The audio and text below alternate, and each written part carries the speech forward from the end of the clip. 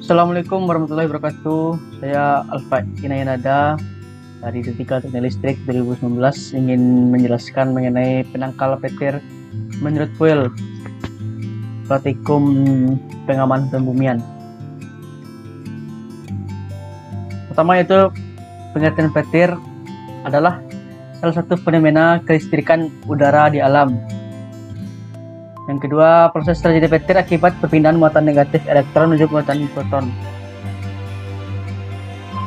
Proses terjadinya petir yaitu ada dua teori yang mendasari proses terjadinya petir. Pertama yaitu proses ionisasi, yaitu sambaran petir yang merupakan peristiwa alam, yaitu proses pelepasan muatan listrik atau electrical discharge yang terjadi di atmosfer. Hal ini disebabkan berkumpulnya ion bebas bermuatan negatif dan positif di awan. Ion listrik dihasilkan oleh gesekan antara awan dan juga kejadian ionisasi yang disebabkan oleh perubahan bentuk air mulai dari cair menjadi gas atau sebaliknya, bahkan padat atau awan yang terdapat es menjadi cair yang bergesekan. Kedua, gesekan antara awan. Pada awalnya awan bergerak mengikuti arah angin. Selama proses bergeraknya awan ini maka saling bergesekan satu dengan yang lainnya. Dari proses gesekan antar awan ini, terakhirlah elektron-elektron bebas yang memenuhi permukaan awan akibat adanya gesekan. Selanjutnya, bahaya yang terjadi apabila terjadinya sambaran petir. Yang pertama, sambaran petir langsung melalui bangunan. Sambaran petir yang langsung mengenai struktur bangunan rumah seperti rumah, kantor, dan gedung tentu sangat membahayakan bangunan tersebut beserta seluruh isinya dan dapat menimbulkan kebakaran atau kerusakan perangkat elektronik yang terhubung ke listrik atau bahkan korban jiwa. Yang kedua yaitu sambaran petir melalui jaringan listrik. Bahaya sambaran petir ini sering terjadi. Petir menyambar dan mengenai seluruh satu di luar area bangunan tetapi berdampak pada jaringan listrik dalam bangunan tersebut. Kemudian pengertian penangkal petir. Penangkal petir adalah rangkaian jalur yang difungsikan sebagai jalan bagi petir menuju ke permukaan bumi tanpa merusak benda-benda yang dilewatinya. Jadi penangkal petir ini terdapat di luar gedung yang nanti elektron-elektronnya itu dialirkan ke bumi. Jenis bangunan yang perlu diberi penangkal petir untuk menjadi: yang pertama yaitu bangunan tinggi seperti gedung bertingkat, contohnya itu menara yang terbang pabrik. Kedua, bangunan penyimpanan bahan mudah meledak atau terbakar, contohnya pabrik amunisi, gudang bahan kimia, atau pabrik yang mudah terbakar yang isi di dalamnya. Tiga, itu bangunan untuk kepentingan umum seperti gedung sekolah, stasiun, bandara, dan sebagainya. Yang keempat, bangunan yang mempunyai fungsi khusus dan nilai estetika, misalnya museum, gedung arsip negara, dan lain-lain.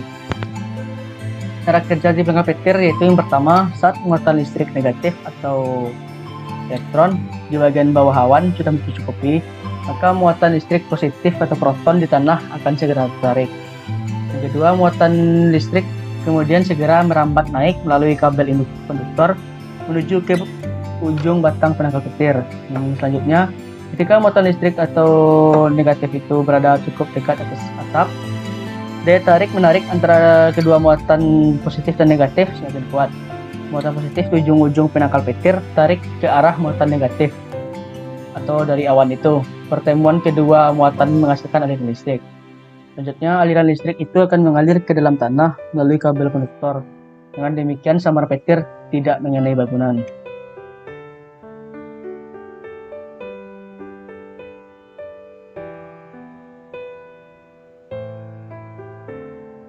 Tetapi sambaran petir dapat merambat ke dalam bangunan melalui kawat jaringan listrik dan bahayanya dapat merusak alat-alat elektronik bangunan yang terhubung ke jaringan listrik itu.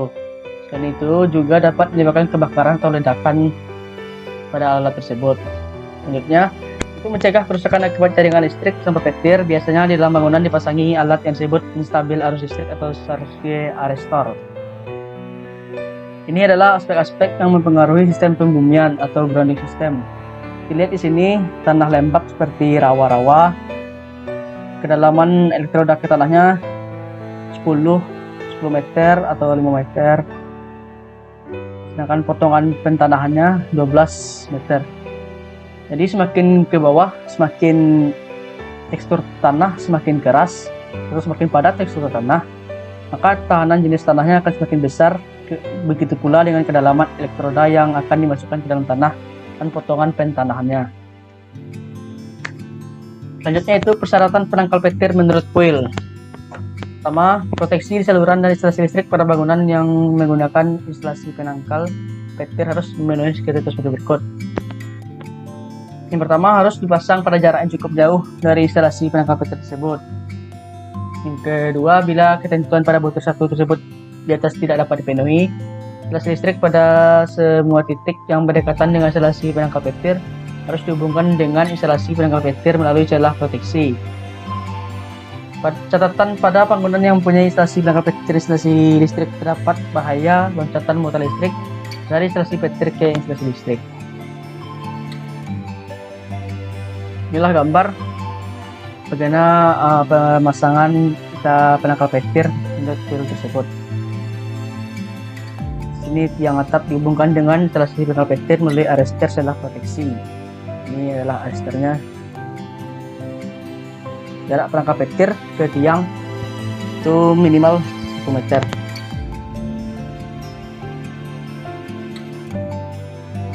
Lebih baik, lebih jauh juga lebih baik.